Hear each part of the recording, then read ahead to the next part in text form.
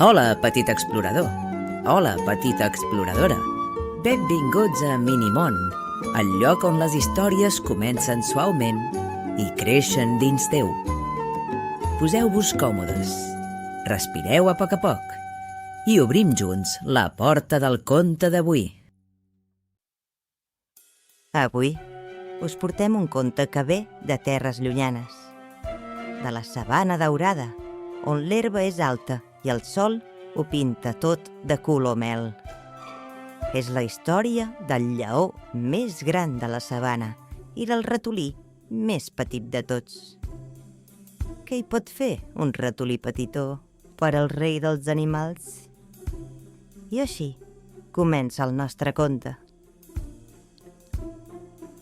Fa molt i molt de temps, a la sabana daurada, hi vivia un lleó gran i poderós.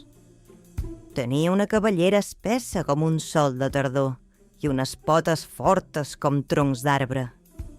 Quan caminava, l'herba s'ajupia al seu pas. I quan rugia, roar, tota la sabana l'escoltava. Les zebres aixecaven les orelles, les girafes es quedaven ben quietes. Fins i tot els ocells deixaven de cantar una estoneta. El lleó era el rei de la sabana i al rei li agradava, sobretot, una cosa: fer la migdiada sota l'acàcia gran, a l'ombra fresqueta. No gaire lluny de l'acàcia hi vivia un ratolí. Era el ratolí més petit de tota la sabana. Tenia el pelatge de color torrat, els bigotis llargs i curiosos i una cua fina com un bri d'herba. La seva àvia sempre li deia: «Recorda-ho, ratolinet, petit per fora, gran per dins». El ratolí corria amunt i avall tot el dia pels camins amagats de l'herba, buscant llavors i granets per sopar.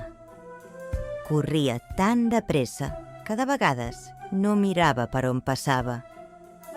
I un dia això li va donar un bon ensurt.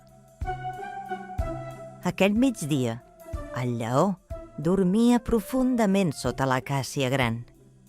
El ratolí, carregat amb una llavor enorme, corria i corria sense mirar. I sense adonar-se'n, va enfilar-se per la cua del lleó, va atrevessar-li l'esquena i li va passar pel damunt del nas. El lleó va obrir un ull, després l'altre, i d'un sol gest va atrapar el ratolí sota la seva pota enorme. «Qui gosa despertar el rei de la sabana?» va rugir. El ratolí tremolava com una fulla. «Perdona'm, senyor lleó, no t'havia vist. Si em deixes anar, et prometo que un dia t'ajudaré jo a tu». El lleó se'l va mirar i va esclatar a riure. «Ha, ha, ha! Tu? Ajudar-me a mi?» reia el lleó. «Un ratolí? Ajudar un lleó? Però si ets més petit que la meva orella!» El ratolí es va posar ben dret i va estirar els bigotis. «Petit per fora, gran per dins», va dir amb un fil de veu. Al lleó aquella resposta li va agradar. Aquell animaló tan menut tenia un cor ben valent. «Va, vés-te'n», va badallar. «Avui estic de bon humor». I va aixecar la pota a poc. El ratolí va sortir corrents entre l'herba i encara va tenir temps de cridar: «No ho oblidis, senyor lleó! Un dia t'ajudaré!» El lleó va somriure, va tancar els ulls i va continuar la migdiada.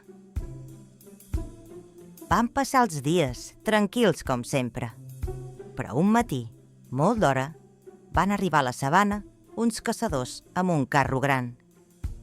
Volien atrapar el lleó per endur-se'l ben lluny, lluny de la seva acàcia, lluny de casa seva. Van estendre una xarxa de cordes gruixudes entre dos arbres i la van amagar sota fulles i herba seca.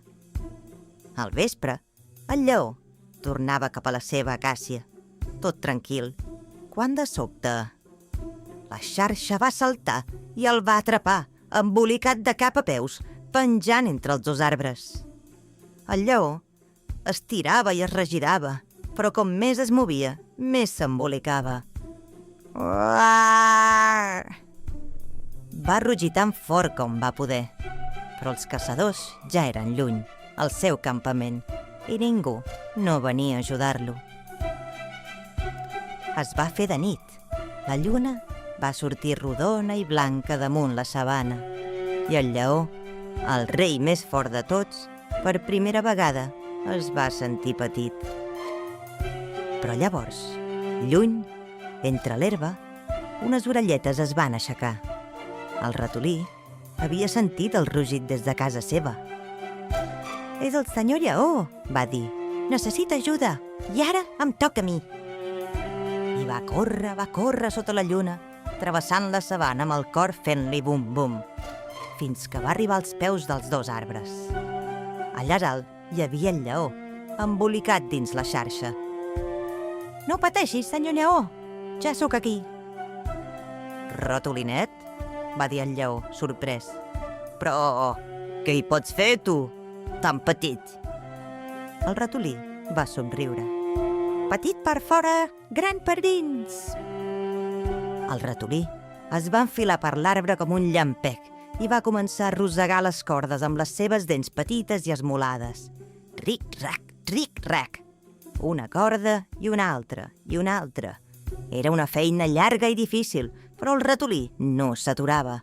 Ric-rac, ric-rac. I quan el cel començava a tenyir-se de color taronja... Clac!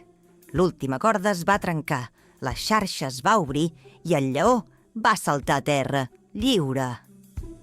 Just llavors es van sentir, de lluny, les veus dels caçadors que tornaven. El lleó i el ratolí es van amagar entre l'herba alta, ben quiets, sense fer ni piu. Els caçadors van trobar la xarxa buida i rosegada. Es van gratar el cap i van marxar amb el carro buit per no tornar mai més. Quan els caçadors ja eren ben lluny, el lleó es va mirar al ratolí. «Em vas dir que un dia m'ajudaries», va dir amb veu suau, i jo vaig riure. «Doncs tenies raó, ratolinet. Un ratolí sí que pot ajudar un lleó». «I un lleó pot ser amic d'un ratolí?» va preguntar el ratolí, amb els bigotis tremolant d'il·lusió. «El millor amic del món», va respondre el lleó. I des d'aquell dia van anar sempre junts. El ratolí viatjava assegut dalt de la cabellera del lleó, com un rei dalt d'un castell daurat. I quan els altres animals els veien passar, deien fluixet: «Mireu-los, el més gran i el més petit de la sabana, els millors amics del món». Perquè, ja ho sabeu, no importa la mida que tinguis, petit per fora, gran per dins. I aquest era el conte del lleó i el ratolí, un conte antic que avui ha arribat fins a vosaltres. Gràcies per escoltar i per imaginar. I així acaba la història d'avui. A Minimón, les històries sempre troben el seu camí i potser una miqueta del seu camí també entra dins teu. Tanqueu els ullets si teniu son i si no, la imaginació pot continuar caminant. Fins al proper conte.